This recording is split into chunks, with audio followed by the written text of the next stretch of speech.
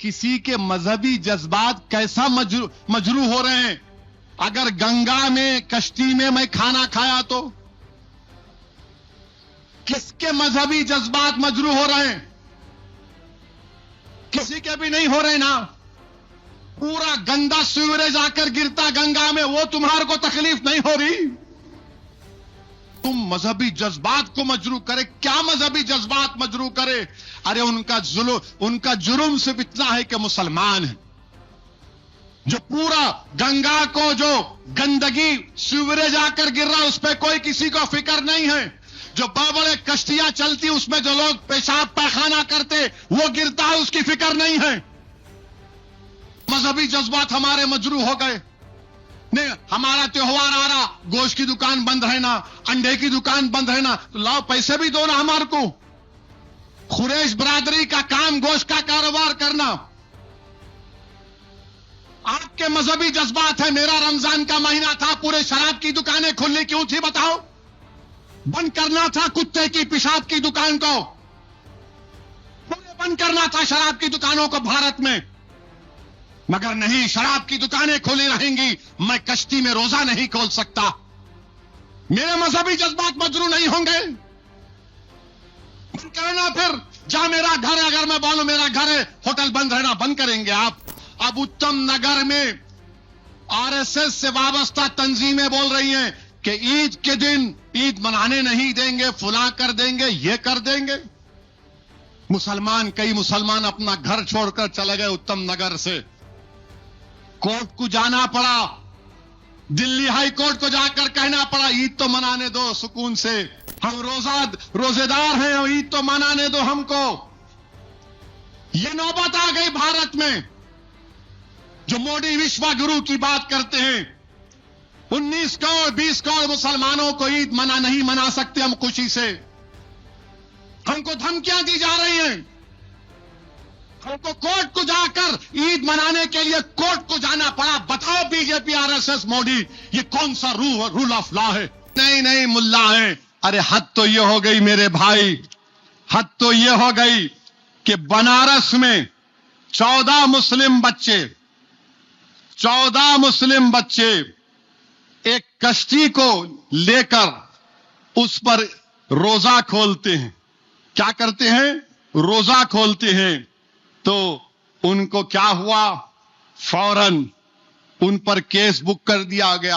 अब अगर कल मैं हुसैन सागर लेक में एक कश्ती लेता हूं, मैं बोलता हूं बोट पे रोजा। अब आजकल तो रोजा ऐसे तरीके से खोल रहे कि अल्लाह मालूम क्या होने वाला आगे जाके। हम हुसैन सागर पे आप कश्ती लिए, लाइफ जैकेट पहन लिए, हाँ रोजा खोल रहे आप। उसके बाद चिकन की बिरयानी खा ली आप खा लिए। आने के बाद पुलिस बोलती नहीं, आपने कानून का उल्लंघन किया है। और क्या किया आपने इफ्तार पार्टी खाई, बिरयानी खाई आपने, तो BNS 298, BNS 299, BNS 196, BNS 270, BNS 223। अरे किसी के मजहबी जज्बात कैसा मजरू हो रहे हैं। अगर गंगा में कश्ती में मैं खाना खाया तो किसके मजहबी जज्बात मजरू हो रहे हैं? किसी के भी नहीं हो रहे ना। पूरा गंदा सीवरेज आकर गिरता गंगा में, वो तुम्हारे को तकलीफ नहीं हो रही? ये बच्चे बेचारे लाइफ जैकेट्स पहने हुए हैं, नौजवान है, बोले चलो आप कश्ती पे जाएंगे, रोजा खोले। आप उन पे केस बुक कर दिए, जेल में है बच्चे वो। नहीं तुम मजहबी जज्बात को मजरू करे। क्या मजहबी जज्बात मजरू करे? अरे उनका जुर्म सिर्फ इतना है कि मुसलमान है। जो पूरा गंगा को जो गंदगी सीवरेज आकर गिर रहा, उस पर कोई किसी को फिक्र नहीं है। जो बड़े बड़े कश्तियां चलती, उसमें जो लोग पेशाब पैखाना करते, वो गिरता है, उसकी फिक्र नहीं है। बताओ कि क्या हो, सिर्फ तुम मुसलमान है, जेल में आपने उनको डाल दिया। ये इंसाफ है तुम्हारा? बीजेपी वालों बताओ। और तुम पसमानदा मुसलमान की बात करते हो, उसमें पूरे बच्चे सैफी हैं, पसमानदा मुसलमान। उत्तर प्रदेश के इनसे ये नाइंसाफी की गई है। और क्या बोलते हैं कि उस बच्चों के वीडियो में किसी ने कहा आलमगीर मस्जिद, वो आलमगीर मस्जिद है वहां पर नहीं। कैसा बोले तुम, मस्जिद का नाम कैसा लिए? अरे बाबा वो नाम उसका आलमगीर मस्जिद है। तुम्हारे अब्बा के अब्बा के अब्बा के दादा पैदा होने से पहले आलमगीर मस्जिद है और सुबह क़यामत तक रहेगी इंशाअल्लाह ताला। मगर आप बोले नहीं, कैसा बोला उसने वीडियो में? मेरे अजीज दोस्तों और बुजुर्गों, हर चीज में मजहबी जज्बात हमारे मजरू हो गए। नहीं, हमारा त्योहार आ रहा, गोश्त की दुकान बंद रहना, अंडे की दुकान बंद रहना, तो लाओ पैसे भी दो ना हमारे को। कुरैश बरादरी का काम गोश्त का कारोबार करना। आपके मजहबी जज्बात है। मेरा रमजान का महीना था, पूरे शराब की दुकानें खुली क्यों थी बताओ? बंद करना था कुत्ते की पेशाब की दुकान को, पूरे बंद करना था शराब की दुकानों को भारत में। मगर नहीं, शराब की दुकानें खुली रहेंगी। मैं कश्ती में रोजा नहीं खोल सकता। मेरे मजहबी जज्बात मजरू नहीं होंगे। बंद करना, फिर जा मेरा घर है, अगर मैं बोलूं मेरा घर है, होटल बंद रहना, बंद करेंगे आप? एक जमाना था हैदराबाद में, चाहे हिंदू और मुसलमान के होटल हो, आधा पर्दा लगाता था। मगर जमाने के हालात के लिहाज से वो भी खत्म हो गया। मगर ये काम हो रहा है। अब आप देखिए, मैं नौजवानों को कह रहा हूं, हिंदू नौजवानों को खास तौर से, आप बताओ, एक आंकड़ा आया कि भारत में 67% ग्रेजुएट जो हैं वो बेरोजगार हैं। 67% जो ग्रेजुएट हैं बेरोजगार हैं। और बोलो मोदी ये मोदी वो, खुश कर लो, तुम्हारे पेट में तो कुछ जा रहा नहीं, मगर तुम्हारे दिमाग में नफरत डाल दी गई असदुद्दीन ओवैसी के ताल्लुक से। 67% ग्रेजुएट भारत में बेरोजगार हैं, तो उनको लगा दिए काम पे, गौरक्षक बनो। अब हैदराबाद में अगर कोई भैंस लेके आ रहा तो रोक के मार रहे हैं। क्या कर रही है तेलंगाना की पुलिस? क्या कुरैशी अपना कारोबार नहीं कर सकेगा? कौन सा कारोबार करेगा कुरैशी, बताओ फिर? नहीं, आप वो करना चाह रहे हैं। मेरे अजीज दोस्तों और बुजुर्गों, फिर दिल्ली में उत्तम नगर है, मैंने पिछले हफ्ते जिक्र किया था। अब उत्तम नगर में आरएसएस से वाबस्ता तंजीमें बोल रही हैं कि ईद के दिन ईद मनाने नहीं देंगे, फुला कर देंगे, ये कर देंगे। कई मुसलमान अपना घर छोड़कर चले गए उत्तम नगर से।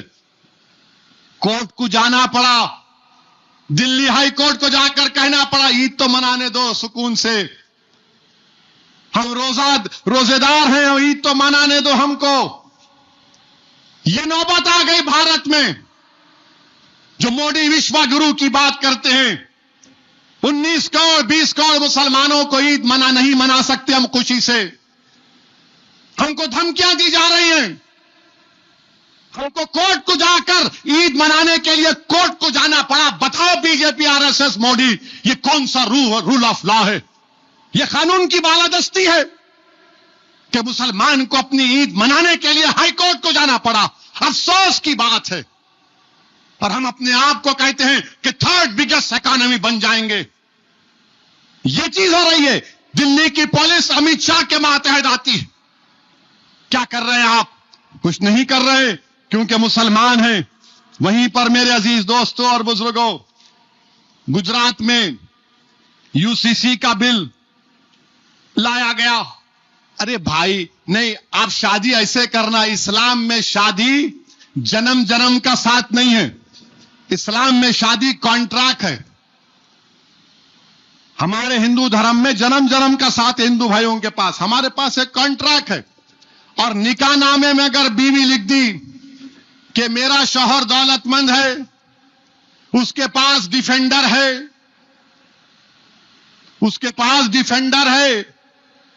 उसके पास 2 गाड़ियां हैं, मेरे को हर साल रमजान में 10 दिन उम्रे को लेके जाना, तुम उन्हें लिख दी निकाहनामे में, जाना पड़ता, लेके जाना पड़ता आपको।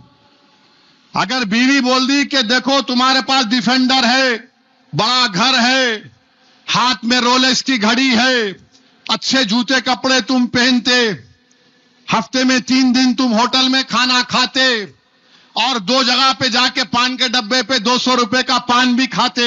मेरे को तुम साल में 10 दिन उम्र को लेके जाना पड़ता। कॉन्ट्रैक्ट है ये। शादी क्या है? कॉन्ट्रैक्ट है। और हमारे हिंदू जो धर्म के मानने वाले हैं, कई कोर्ट के केसेस हैं। अगर बहू सास ससुर की खिदमत नहीं करी तो वो क्रूरल्टी है, वो उसकी वजह से उसका शादी खत्म हो जाती है। हमारे पास नहीं है। बीवी की जिम्मेदारी नहीं है सास ससुर की खिदमत करना, बेटे की है, बीवी की नहीं है। पूछ लो, यहां पर बैठे नेमतुल्लाह साहब, मुफ्ती अनवर निजामी साहब, वो अगर बीवी करती है तो उसको बहुत बड़ा अजर मिलेगा। मां बाप की जिम्मेदारी औलाद पर है, बहू पे नहीं। हमारे पास नहीं, बहू पे डालो। अरे बहू पे नहीं है। मुझे मालूम कि मेरी बात सुनने के बाद बहुत से लोग नाराज होंगे। अरे सब अच्छा बोले, ये कई को बोले। मैं कई लोगों से सुना, साहब क्या तकरीर थी, मर ये खामखा बोल के परेशान कर दिए। मैं क्यों? ने घर में गए तो हमारी बीवी हमारे को बोले, सुने एमपी साहब क्या बोले, सुने एमपी साहब क्या बोले। मैं औरतों के लिए नहीं, ना मर्दों के लिए सच्चाई को बयान कर रहा हूं। मां बाप की खिदमत औलाद की जिम्मेदारी है, और जिम्मेदारी बेटी है तो उसके मां बाप पे शादी हो गई, मैं भूल जाने, मैं क्या करूं, मेरी शादी हो गई। आपकी जिम्मेदारी है।